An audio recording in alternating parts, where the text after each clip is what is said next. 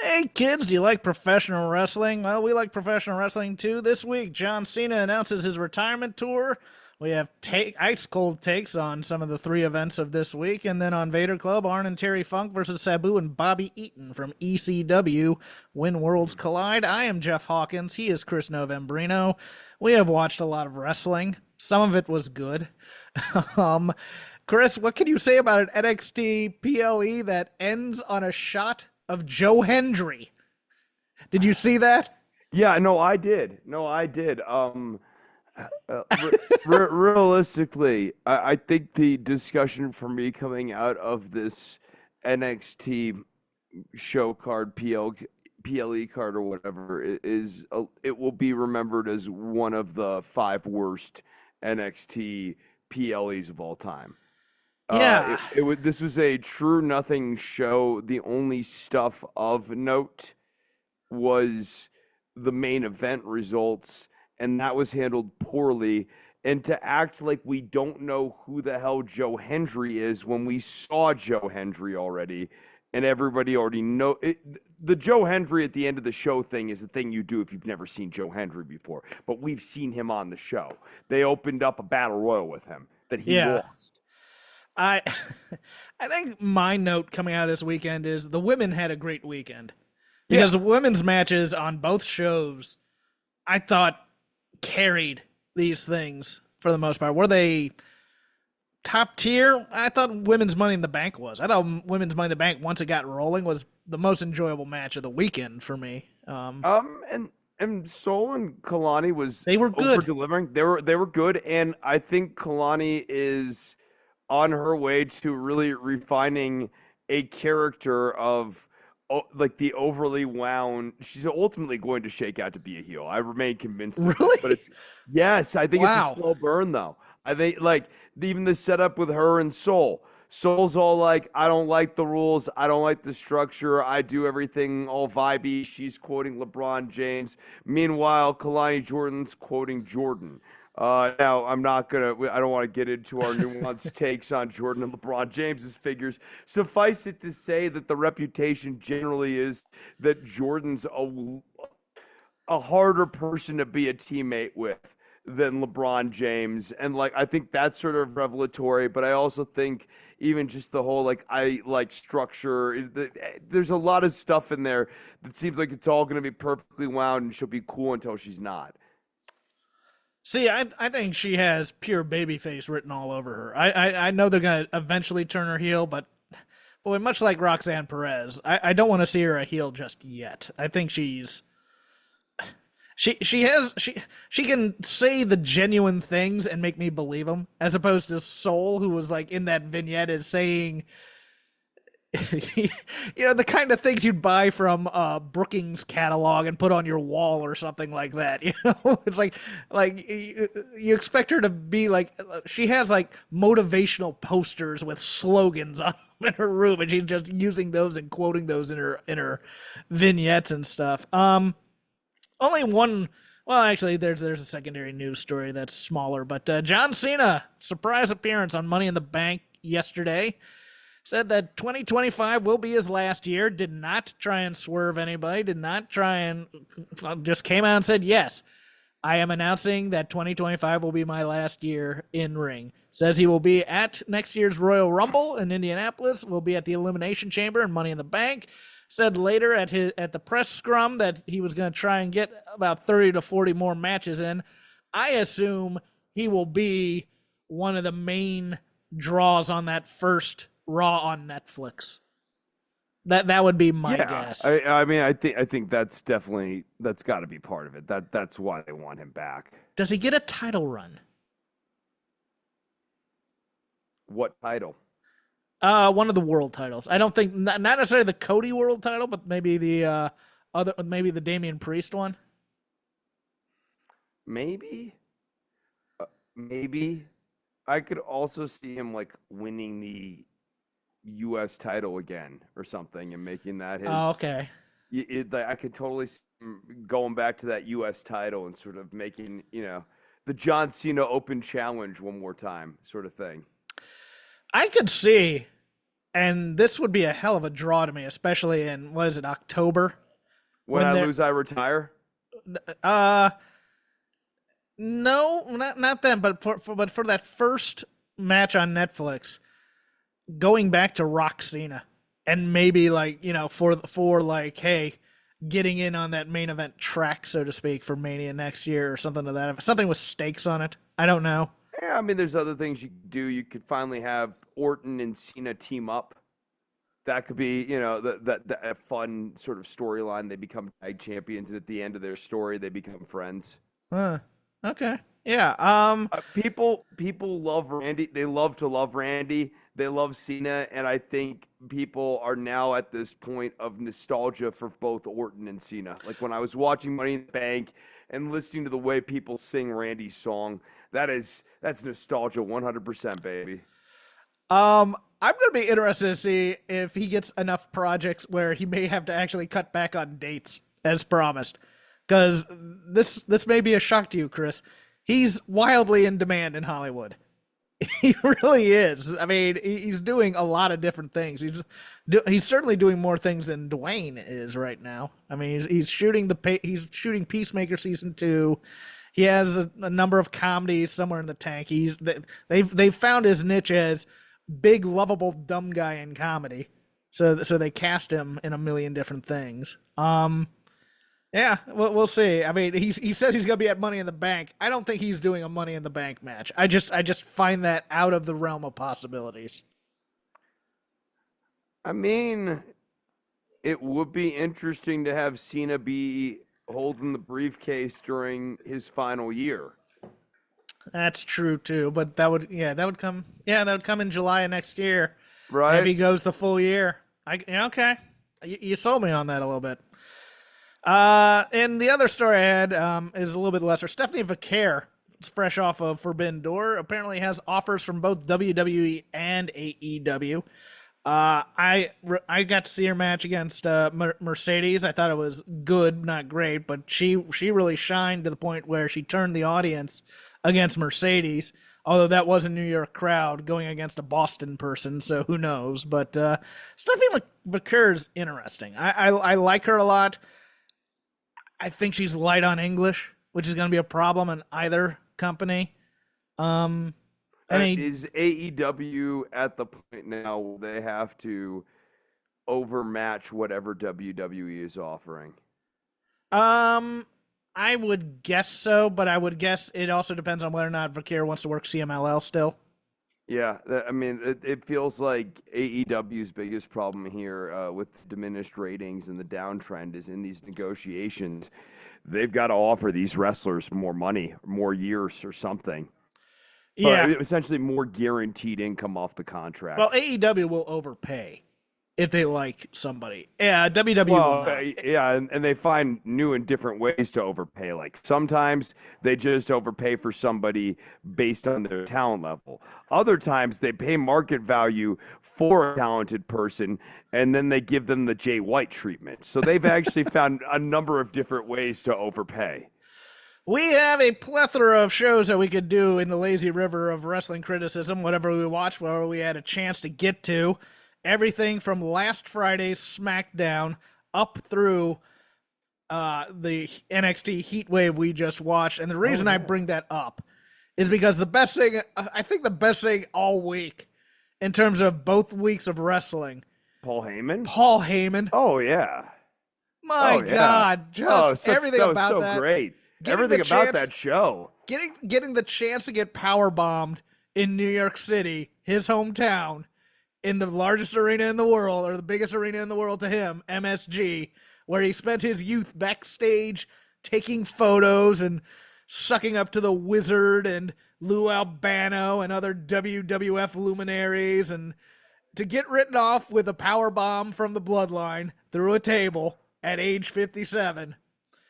And also just he can cry on command, which is kind of endearing and also scary in a way for a guy who's not a quote unquote trained thespian, but is a notable carny.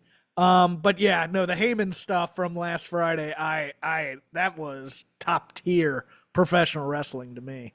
Oh God, he was just fantastic, and he is the saving grace in what is otherwise a kind of increasingly weak faction with Solo Sikoa and the Samoan knockoff machines. They are, Oh, dude, Chris, what? I like them. You I like them. do. I like them as a new gen bloodline, where it's like the older guys have gone away, and now this generation is a much scarier, more brutal version. I don't But I believe like that Jacob Fatu a I lot. don't believe that they're more scary. I am not. The menace is not commensurate with the work, and I don't think Solo's character has a lot of legs, honestly. Huh. Yeah. See, I think he's been doing great character work too. I think he's been improving his promos. He's been improving his delivery. I don't know. I'm okay. I'm higher on it than you. I'll leave it at that. But what did you think? Okay, then what did you think of the 6 man at Money in the Bank then? Because I really enjoyed it. I thought it was a lot of fun. I fun, sure, but again, I'm just the Solo bloodline is losing steam for me. I think the best part was Heyman. The best part was the dynamic between Solo and Heyman. And once you write off Heyman, and now I have to just focus in on these four guys, it's not nearly as interesting to They me. do need a wise man. Right? Like no, and that therein lies the problem, right? If they were as inherently intriguing, like Roman didn't need Heyman as much, and there were plenty of times where Roman, was basically just cowing Heyman off, and Heyman was just like, "Oh, I'm scared," like a Paul Bearer type figure. Whereas Solo has absolutely needed Heyman to play off of in order to carry him. And I think that the steam continues to come off of this. Now, in terms of the match, I think that Kevin Owens and Randy Orton are really fun sidekicks to Cody Rhodes. And like the story of these guys becoming brothers in arms and like having a strange friendship and camaraderie is good. I actually really like Owens and Cody Rhodes have good chemistry, and obviously Owens and Orton do as well. So like there are things to like on the babyface side. I'm just, dude, all the Tongaloas are the same to me. See, this is weird because there has to be. I mean, Solo's good, but he needs a guy who is pushing him to be more and more evil. And it's like they're two guys who I think could be good wise men that are out there right now. One is if they could get Jim Cornette into the company. Jim Cornette replacing Heyman as the Bloodline's wise man sounds, and especially you do the Yokozuna connection type of a thing. I think that'd be interesting. Okay. The other one, unfortunately, isn't much on the promo front, and that would be Haku. Just Haku in a suit and sunglasses, just standing there.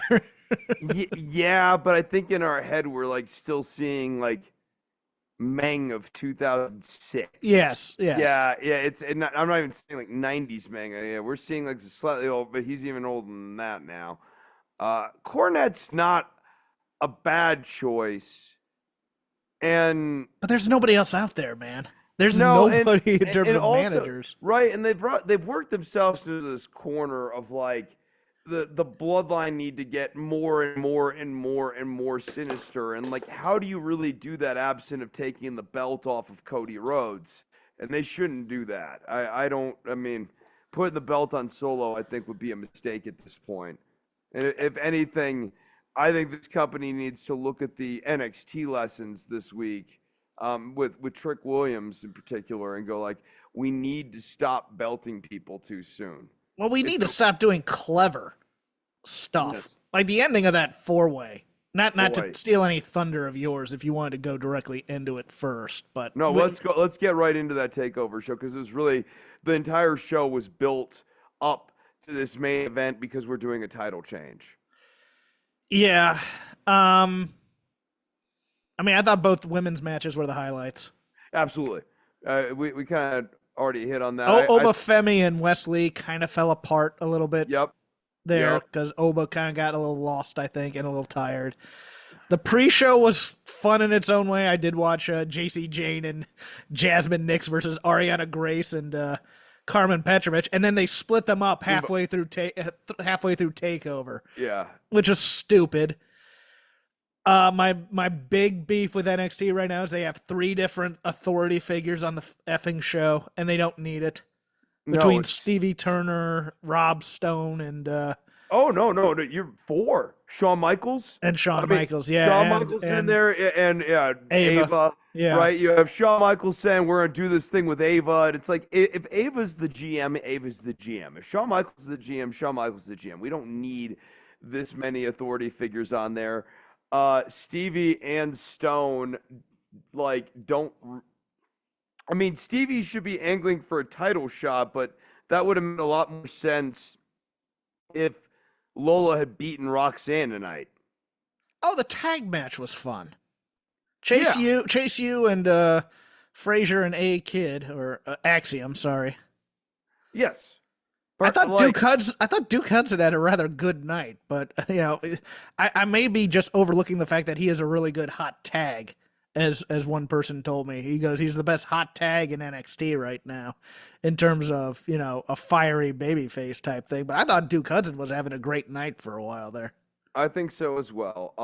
What really fell apart for me in the main event, and I was kind of eagerly and nervously awaiting it, was the Javon Evans Trick Williams encounter, where they proceeded to just exchange a bunch of different offensive blows, and none of it looked good. Like the fists back and forth looked bad, and it even kind of culminated in a finish of them both kicking.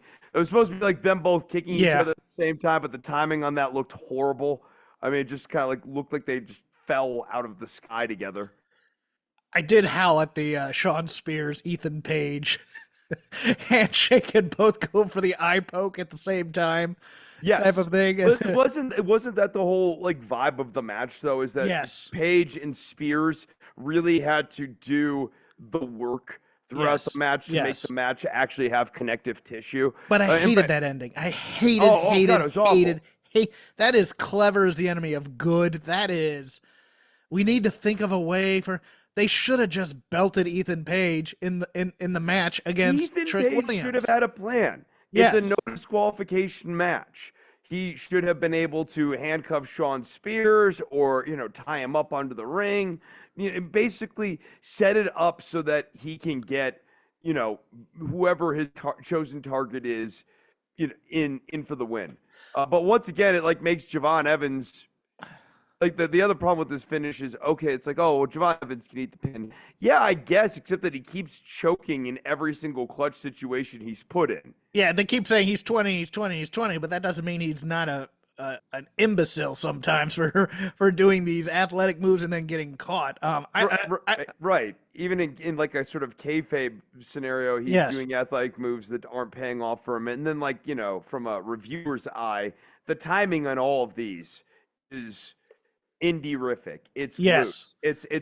He's, when he's doing the springboard stunner off the top ropes, Page isn't there in time for him. And you got to communicate this. This is your spot. It's not an Ethan Page spot. You're the one calling the, jumpy stunner. You say indie-rific. I'm thinking AEW Rampage in many ways. No, they're cleaner. They're cleaner. Over Right. there. Yeah. No, it's the timing you would get at your local indie is the way it feels like to me. Yeah. It's we're going for a big move, but the big moves aren't executed with snap and crispness that you would want to see on replay. And I mean, they had to, that was Javon Evans's highlight reel. They had to make sure they went back and do it. But watching it again, you see Ethan Page like trying to get down there to make it happen. I mean, Evans is not ready at this point, and Trick Williams was never ready at any point during this run. And I think the fact that they had to use smoke and mirrors in his final match only further kind of cements that. I don't understand the logic of taking the title off of him though. But I thought. Oh, for sure, I do. Well, hold on. Let yeah. me think, because I want to go back to your Ethan Page point. I thought he did have a plan, because when he walks into the arena, there's that giant mural that says "We the North," and I thought for sure Josh Alexander was coming out to help him, because they used to be known as the North type of a thing. I thought it was, Canadian up there. There were reports that they were backstage, et cetera, et cetera. I thought, okay, another TNA type thing here. But I thought they'd do the thing where they know that Trick's not the greatest ring technician in the world, so they would just continue doing matches that protect him as he improved instead of just taking the title off of him and saying, well, this is a lost cause.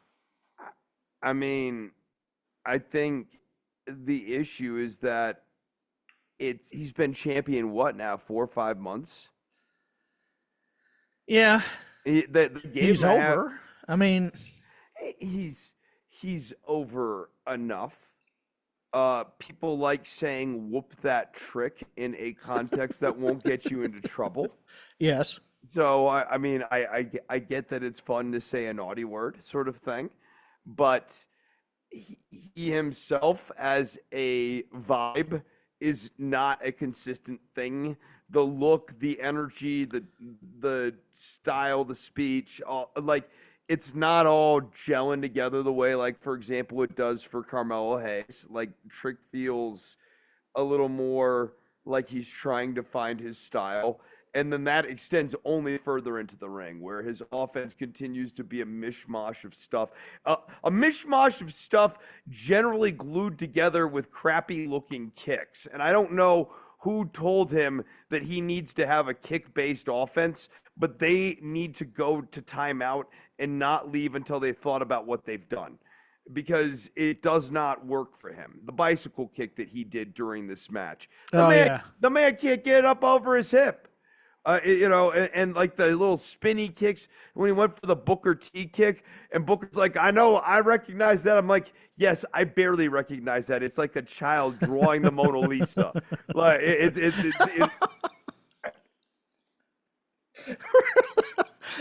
was it that bad? You know what? It was like maybe a step above. You know what? Okay. It's like a 13-year-old who's in art class but isn't very good doing a rendition of the Mona Lisa. There's some shading. Your turn, sir. Where do you want to go? Money in the Bank. I mean, boy, I guess we can finish off with the Joe Hendry reveal, just because I do think it's worth noting. I hated the Joe Hendry reveal. Why show this man on television at all prior to just tacking him on to the end of this pay-per-view? Right. I guess he's the new big debut, except that we saw him and he lost in a title contendership battle royal for the main event that we just watched. He's not even under contract with the company. He's a TNA guy. It is a baffling thing to do. I'm watching that and going, I mean, okay, it's closed with Ethan Page, and then all of a sudden you see Joe Hendry looking. I was like, what? No, I don't need that tease. I'm not looking forward to that. I don't care about. Joe Hendry is not a championship level wrestler for even TNA. I know, and let us focus in on all ego Ethan Page is champion. I think here's the thing with Ethan Page. This launch is terrible, but he's going to get a couple of good matches in here. By the time he has his second good match, we'll forget about this ridiculous launch of his title reign, hopefully. Yes.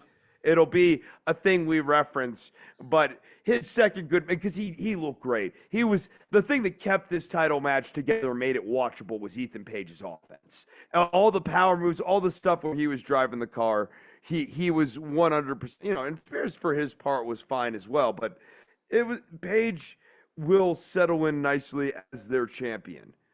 I guess now we should. He'll also cut some good promos. Yes.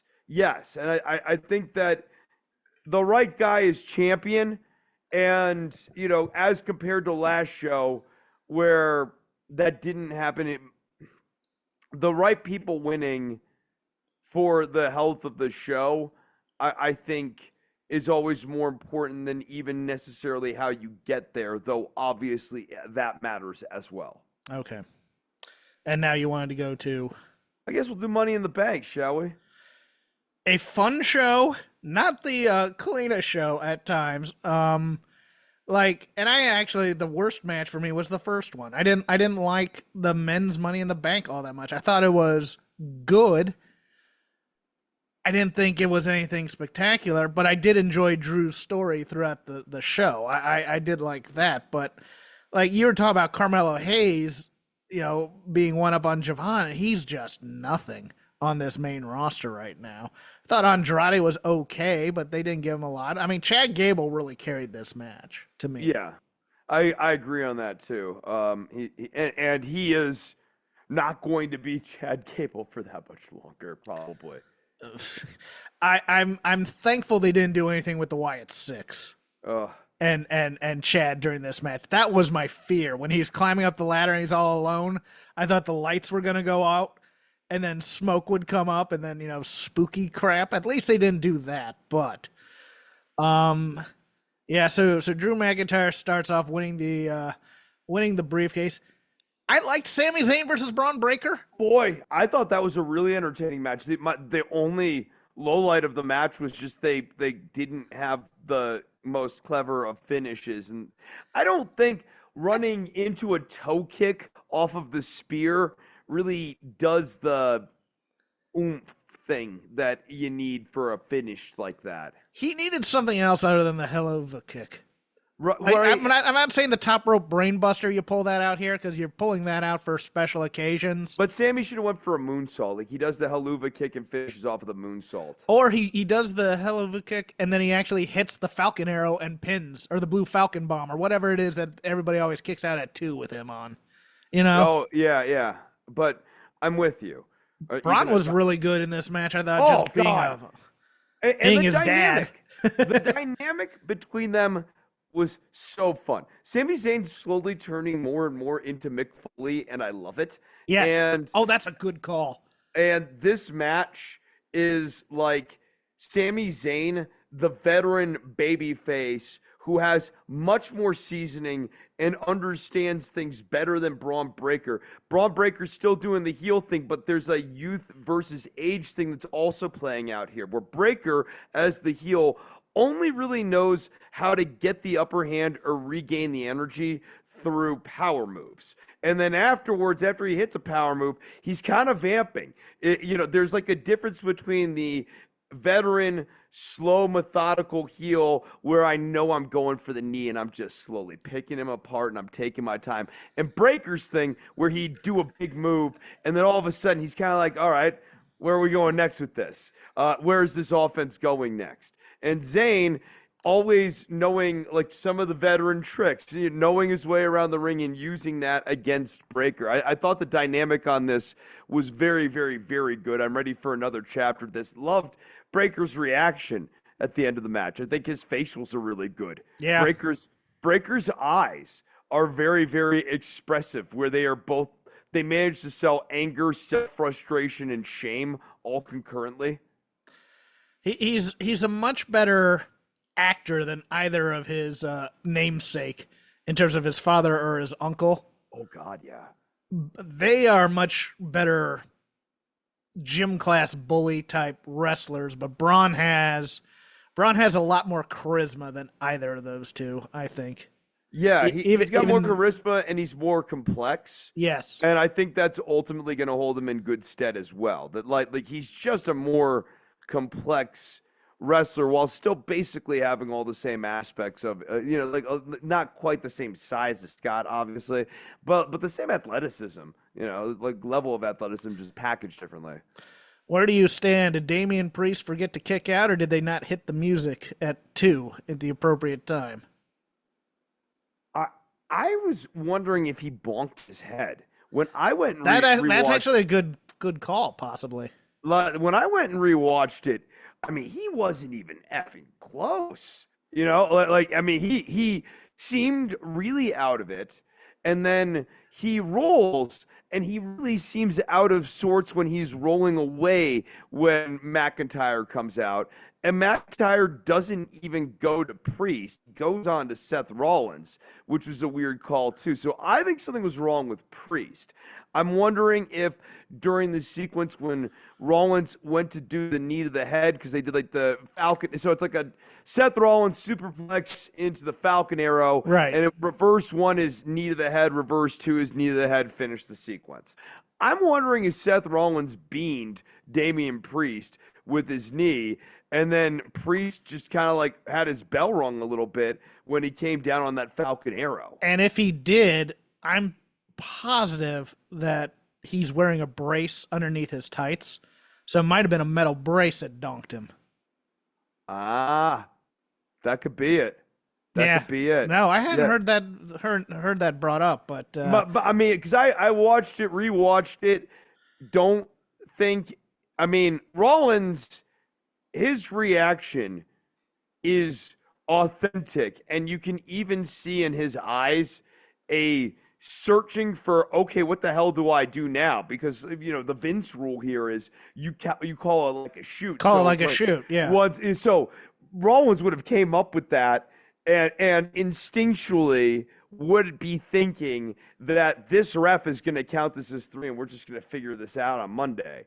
Instead, and this is why I think Vince's rule on this is probably right too. Instead, you have Rollins sitting there like, what? Like looking at the ref, not knowing if he's supposed to sell it at the ref, and then all of a sudden, like, hey, this damn music, here goes McIntyre. And like McIntyre starts, making his way down the ring.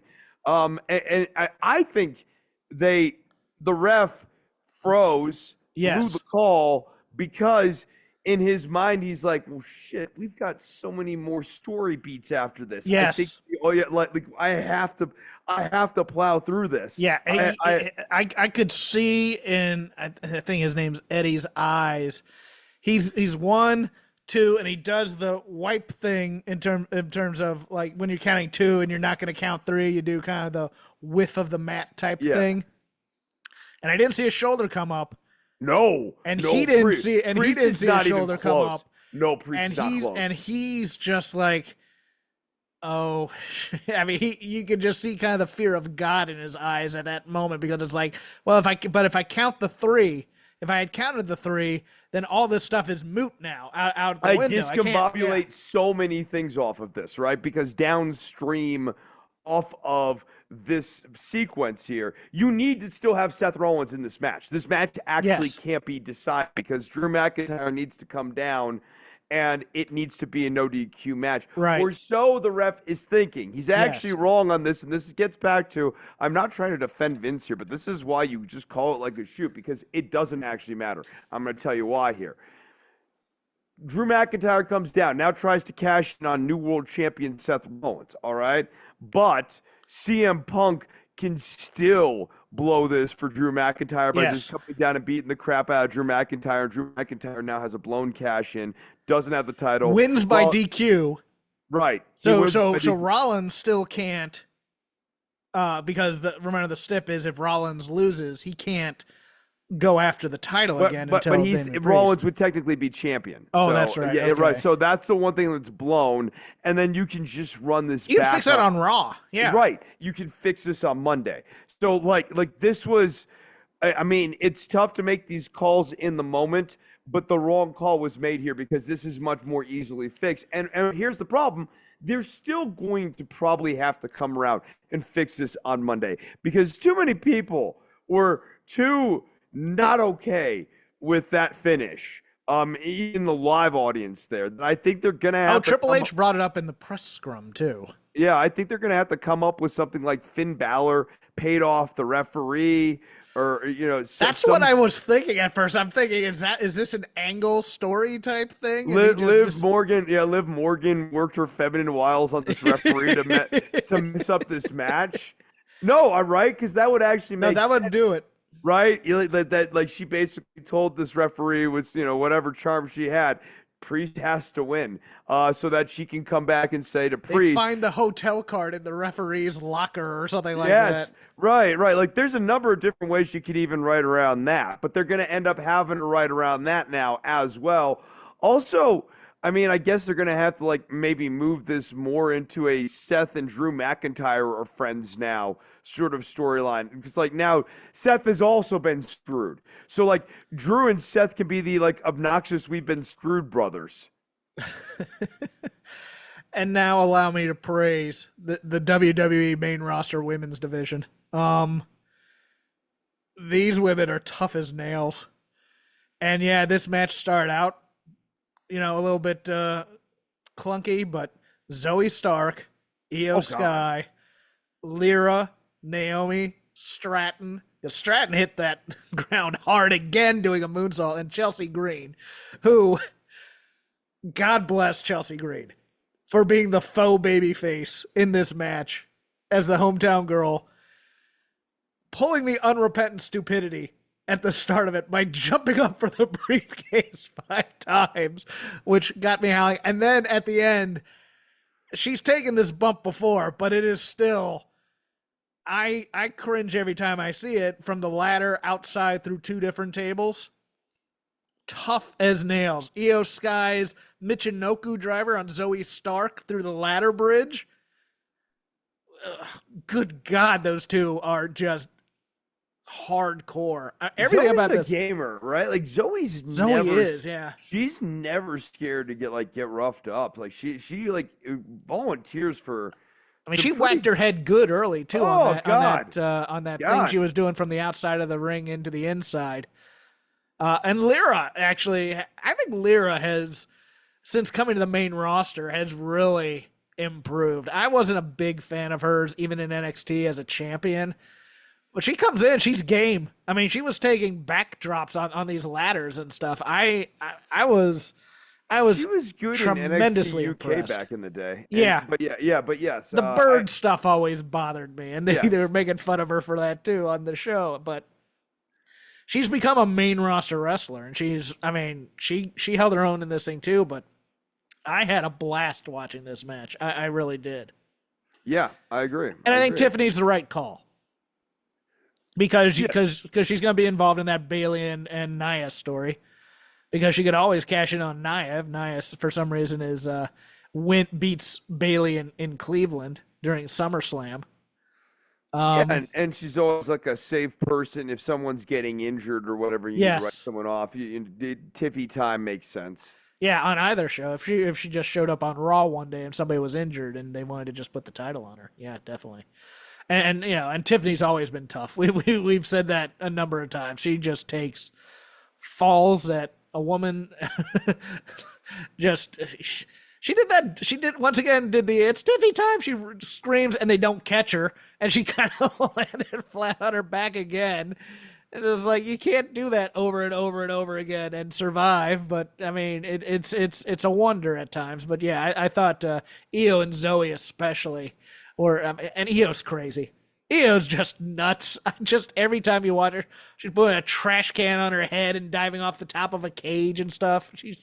She's amazing, and I think she deserved better as champion of the division. But maybe she'll get another run eventually. And I have no further things on the Bloodline versus Cody, Kevin, and Randy. Chris, no, I got nothing else to say. I mean, like it's just like I think the right team won. Yeah. Because we're building to a War Games at Survivor Series. Right. So, I mean, I think, I mean, that's the thing I was noticing between this and, say, the Elite story, which has the Blood and Guts match. It's like the Bloodline are a dominant heel faction. That may not be the most interesting story in the world, but you don't see the Elite being a really dominant faction, overwhelming the show. Okay, I think it is time for us to talk about AEW Dynamite. Now, imagine Chris. Signing Kazuchika Okada, and basically, or Kazuchika Okada, and reducing him down to not, the initial fear is that maybe it'd be like a Nakamura-like presentation where it'd be a little herky-jerky. We've gone to the Tozawa zone, basically, with this guy. Like, he's Tozawa with a belt. It's like fart jokes and ha-ha-has. It's the same with Shibata. These are WWE Vince-style characterizations of Japanese wrestlers that I would equate more with mid to late era Vinceisms than the supposedly more enlightened people who are managing AEW. The people who are AEW tribalists who are trashing Nakamura for just taking the paycheck and wanting to surf owe Nakamura an apology. Because Nakamura has at least tried at a few different instances. I mean, that Forbidden Door show. I mean, Okada wasn't doing anything. Naito. Yeah, this is no kata. This is low kata is what we're getting here. I mean, Naito was just there cashing in a check because that Moxley match was terrible. You know, you kind of had half-assed Tanahashi doing his thing with the Acclaimed. Yeah, there was somebody else I was trying to think of. I couldn't at the time, but I mean, it's just, yeah. I don't know. I mean, I still think. Look, I'm all about getting paid for doing less work. I'm cool about that. But he's supposed to be coming in to help carry your promotion. That's the right. thing. Like the Ospreys, the Jay Whites, the Okadas, they are supposed to be like the cornerstones of this promotion, the win now guys that you're bringing onto this roster to help put more eyeballs on the show. And this character of Okada is the most boring Okada's been in years. Did you hear what happened to Jay White last night on Collision? No, what happened to Jay White last night on Collision? He and Hangman are doing an Owen match, and Christian comes out and lays out Jay White. So they're gonna feud. This is the next Jay White feud. Jay White versus Jay Christian. White. Jay White's a babyface now. I think they're about to turn him. Yeah, I think this is turning him, or at least they're gonna be the 6-man belts between the two of them. Didn't the crowd want Christian as the babyface when they first started this thing? I don't know. Right. I remember the first week they were torn between the guy who is like at least trying to be a dad, but it's like a bad and fake dad versus the guys who beat up their dad. And they cheered for a bad dad, the patriarchy guy over Jay White. But now I guess we're turning Jay White. This is good stuff. And meanwhile, Matt and Nick Jackson don't have really a clear relationship with managing the show. You have like a very weird relationship where they don't really have the ability to make matches fully, or they don't, you know, sometimes they do, sometimes they don't. I enjoyed Hangman's return versus Jeff Jarrett, but it was mostly because I loved that hope spot of Jeff Jarrett in that match where he ducks the buckshot and then ends up getting him in a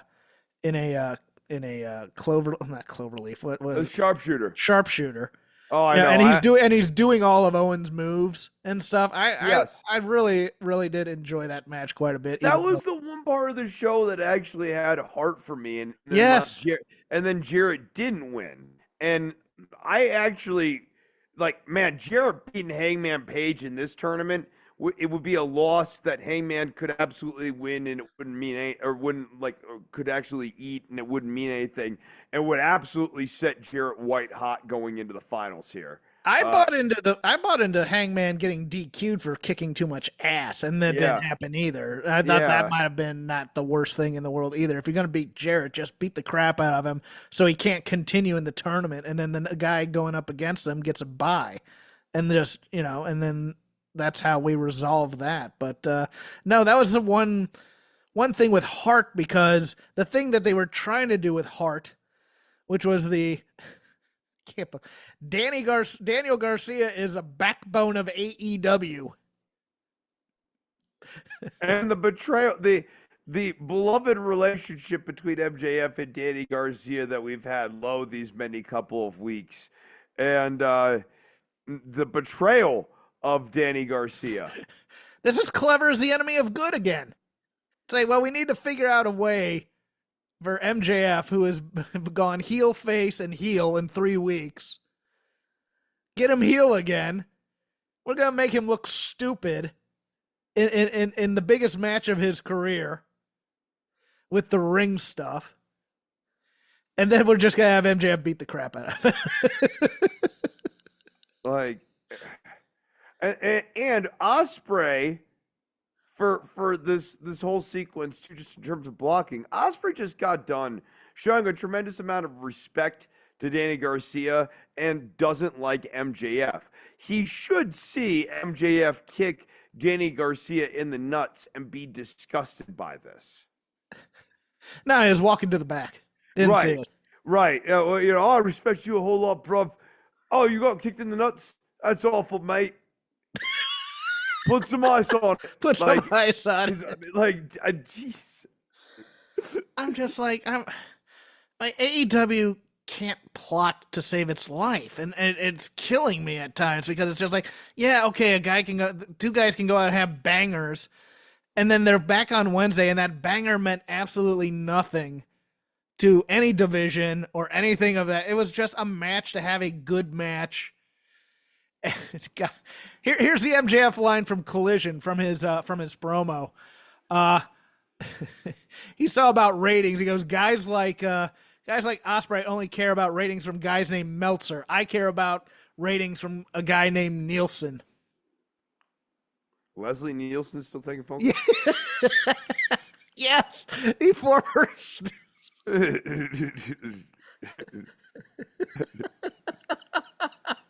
Nice beaver. Thanks, I just had it stuffed. No, Leslie Nielsen's no longer taking calls. But yeah, like well, then we'll see how you do on the ratings. But I don't know how big showing yourself week after week, turning face, turning heel, turning face, turning heel, and I mean, essentially just going like, you just enjoy the ride, everybody, don't you? Not really, dude. Like, if we're gonna cheer you, we're gonna cheer you. If we're gonna hate you, we need to hate you. But I don't want to like, I don't find he's our scumbag to be a particularly useful shield when you're flipping back and forth like this. And right. But on the same show also, we finally break off Osprey away from Don Callis. Right. By telling a story they didn't tell on Forbidden Door. On Forbidden Door in that match against Swerve, which was good, but it was just an overbooked mess with like Don Callis coming down with the screwdriver and trying to get him to use it. And the story they've been telling is that Will Ospreay is afraid to use the Tiger Driver because he hurt somebody with it. Not in this match, he wasn't. He was trying for the Tiger Driver. And then we go back to him and Don is like, I was afraid to use a Tiger. No, you weren't. They do this to us all the time. I mean, we've talked about this before, where they're telling us a story that they haven't been showing us. No, if anything, they've been telling the opposite story, and the story this time is that Don Callis was basically right, which is leading into this match. Will Ospreay was watching Swerve Strickland do ruthless stuff last week. He was like, oh, and then Don Callis is basically like, you're going to need to have a little bit more, testicular fortitude here going into this match if you're going to win the title against this guy who like wants to stalk your children and has a history of breaking into people's houses. And Will Ospreay's like, oh, I don't know, bro. I don't know. I don't want to use the Tiger Driver. And then like the match goes on and Don Callis is like, you're not getting the job done. You need to go to another level here. And Will Ospreay's like, no, has no plan for what he's going to do other than use the Tiger Driver. Other than using the Tiger Driver, other than to use the Tiger Driver ultimately and not be able to use it successfully. And then the next night, he's breaking off from Don Callis, basically going like, I don't want to be ruthless like that. And Don Callis, I mean, honestly, his case to Cal Fletcher is, that's because your friend's a loser. That's why I'm going after Roosh right now. I need you to understand this. This is why he lost. Like I mean, if anything, if they want to salvage this, you have Callis basically get into Fletcher's ear like, your buddy's a loser because he's like this. Yes. Good doesn't defeat evil because good sucks. Yeah. Quote Spaceballs. Yeah, it's just you have somebody else coming into your house, dude. Yeah, no, it's because good is stupid. Good is stupid. Yeah, you're correct. Yeah, I just Well, in this case, right, like Ospreay looked stupid. You knew that Swerve was a dangerous guy going into this match and had Yeah. adopted a dangerous mindset going into this match, and you weren't able to rise to the occasion. Jericho do anything for you this week? I Hook has actually, terrible clotheslines, by the way. My yeah, God, those things right? suck. Boy, they are like Dad had good ones. Hook does not. I mean, also Hook is a less is more kind of guy too, right? Like, Yes. yeah, the more you see him, the less you need to see him. I think that Jericho on commentary is like a non-factor. The Jericho and Taz stuff is silly, right? And Taz just isn't able to carry the other side of that coin. And I also And think he can't Jericho, get physical. right? And Jericho's shtick is running out of tread. Like there's just thanks guys. I think he's entered into a Brian Alvarez impression too by going into the upper register all the time.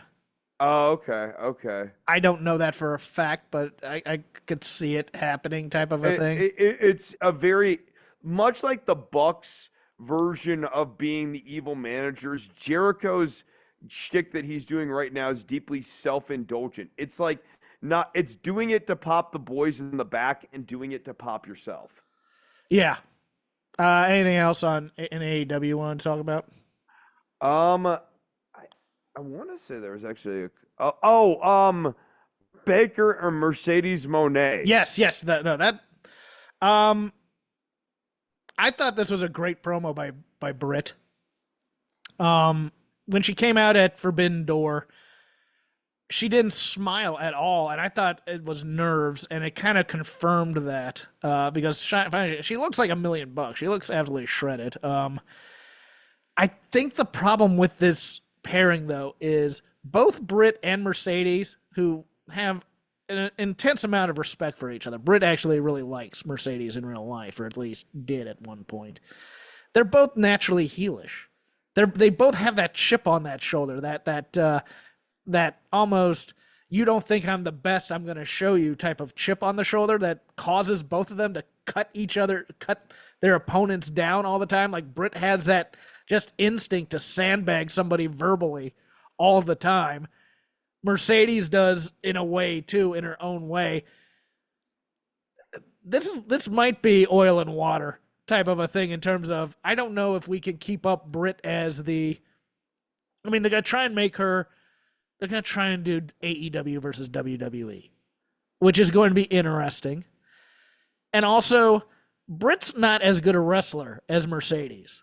She's not a main event female wrestler to me. She can do brawls. Like the match with Thunder Rosa, that with the thumbtacks and everything, was a fantastic match. But it's one of those weird things, especially with the stroke now. I think verbally it's going to be very fascinating to watch this. I'm not certain it's going to work, but week one did work for me. What about you? I think it's good that we've finally settled in on Mercedes Monet as a heel. Yes. That being said, once again, we have too many turns in AEW because we've been spinning our wheels with no clear direction. And right now, Mercedes Monet as a character is just Sasha Banks. There is Yes. nothing new about this character. Although they've so now, I think, teamed her up with the Elite, possibly, which Right. might help the Elite a lot in some ways. That would help the Elite and Okada, and we'd kind of hoped that they would get there, but we also kind of wanted them to get there earlier. Like she really should have just been aligned with them from the jump. Here's the other problem: is that when Mercedes is a heel, people love her being a heel to the point that they want to turn her babyface. Yes. But conversely, when she's a baby, like this is why bringing her in as a baby face was a mistake. One, it was inherently depending on the goodwill that she had built up on AEW and kind of cynically hoping that maybe that would pop a rating immediately rather than doing the bold thing of bringing in the new character and inserting her into a storyline that's like new, fresh, and says, oh, this is Sasha Banks, but it's not the Sasha Banks that you remember. Like that sort of thing. Instead, we've now ultimately settled into Mercedes Monet, which is just Sasha 2.0. And Britt, for her part, I mean, I think the matches will be okay. I'm with you though. I don't really buy her super hard as a babyface in the same way I don't really buy Mercedes super hard as a babyface, generally speaking. You have to kind of get there with her. And then I guess we're turning Adam Cole babyface at the end of all of this too. So like Britt and Adam are gonna be like baby faces. There might be some things going on there. Oh. Let's move on. Uh, Well, everyone's a heel to somebody, Jeff. no, that's true. Well, but you bring up a point that now that MJF's a heel, does that make Adam Cole a babyface? Right. Yeah. So How do you do that feud? I don't know. I think maybe MJF takes over the Undisputed Kingdom. No. And then even then, right? Like, and then Wardlow's a part of that. Yeah, it just makes no damn sense. I just hate the inconsistency of the writing on this show because it makes you feel dumb for paying attention. Yes. I am with you on that. It's weirdly at once wrestling for the people who are way too obsessed with wrestling, and then also wrestling that makes you feel very dumb for obsessing over the wrestling because like the latent stuff isn't there. Gotta end with Vader Club, unless you had anything else on AEW you had. I don't. I'm gonna tell you this, Chris, because you're kind of interested in this time period. I am. 93 and 94 are years where if you follow the career of Arn Anderson and Bobby Eaton, it's fascinating. Towards after Bill Watts gets fired, or maybe even when Bill Watts gets in there after the Dangerous Alliance stuff, they fire Bobby Eaton. So he goes off to work at Smoky Mountain Wrestling with Jim Cornette and the Heavenly Bodies, who at the time were Stan Lane and Dr. Tom Pritchard. Well, they're not doing anything with Arn either, so they kind of ship him off, and he goes over to Smoky Mountain as well, and he teams up with the Rock and Roll Express. I almost picked this match to do the Bluegrass Brawl. May get to it eventually. It's a 3-way, 9-person with 3 different teams type of a thing where it's an elimination type thing with the stud stable of Robert Fuller, Jimmy Golden, who you know as Bunkhouse Buck, and Dutch Mantel. Okay, so then Eaton and Arn eventually are brought back into the fold. Not really doing a lot with them in there. Eaton teams with Chris Benoit, who they don't sign either. Arn is kind of doing the Horsemen are getting built back up again. There's another match I watched that I almost picked. It was it's Vader and Steve Austin versus Ric Flair and Arn Anderson on a WCW Saturday night main event type thing that they don't give a conclusion to. That's why I didn't pick it. But they're not really being used all that much, and so in the background they're starting this. WCW is planning this pay-per-view called When Worlds Collide. It was really the first introduction of luchadors to the American audience. It had Rey Mysterio and Psychosis was on it. It really is what broke them out and got them kind of on the radar of a lot of the smarky type fans like me who were on the internet in rec sport pro wrestling at the time, et cetera, et cetera. Well, I believe that Paul Heyman either had plans or something like that to use the term When Worlds Collide. I think that might be later. I might be misjudging that, but Heyman at the time, this is still Eastern Championship Wrestling. He's using Terry Funk, who had quote-unquote retired in 92, but he's here, and then WCW kind of wants to use him for Slamboree in that match against Tully Blanchard. And so Paul Heyman reaches out and goes, hey, you got any guys you're not using? I'd like to use the Hollywood Blondes. Well, he can't use the Hollywood Blondes because we just broke up the Hollywood Blondes. So, okay, well, let me use these 3 guys. He wanted to use Kevin Sullivan, he wanted to use Arn Anderson, he wanted to use Bobby Eaton. So we get this match, and this is on Peacock if you guys want to watch it. It's the main event of ECW When Worlds Collide. It's Terry Funk and Arn Anderson versus Sabu and Bobby Eaton. I'm watching the leading up to this where Bobby Eaton is the masked man Yes. who comes in, and Bobby Eaton's masked man outfit is the most Bobby Eaton masked man outfit you could Is it possibly have. is it better or worse? And have you seen this of the to introduce Arn Anderson into Smoky Mountain? They did the man under the sheet gimmick, where it's like nobody wanted to take the sheet off of him, and everybody's just kind of making fun of it. Then they pull it off. It's Arn Anderson, and like Cornette takes a bump on concrete and stuff. I forgot that yes, the other part of this match is also part of one of these horrible gimmicks. Like, but Bobby Eaton coming out in a NASCAR racing shirt, Yes, and like sweatshirt and sweatpants, really sells the it's menace. the most Who Bobby is Eaton this uniform masked man? ever. Bobby Eaton was giving no F's at this point. He just wanted to check. No, I know, and yet at the same time, he jumps over halfway across the ring to deliver the elbow drop. Like Yeah. he doesn't even he sets up Terry Funk, and you think he's going from one side because he's close to that. He goes further away and jumps well over half the like distance of the ring. I just killed me. Semi-fascinating is watching Arn Anderson and Sabu work with one another. Because you would never think they would gel at all. But also just the one spot that I absolutely adore in this match is Eaton does the it's not the knee, the leg drop, the guillotine leg drop. I want to call it the Alabama Jam, but I think the Alabama Jam is the knee drop, not the leg drop. Yeah, the Alabama Jam is the knee drop. Okay, but he does the guillotine leg drop, and Arn Anderson has the best sell of this thing. He does the thing where he kind of like flips over and acts like Arn Anderson is so great at selling big moves and making guys look like $1 million. This eventually ends with Arn turning on Terry Funk and leaving him because he accidentally gets hit. It's kind of a wonky finish, so I can't call it a great match.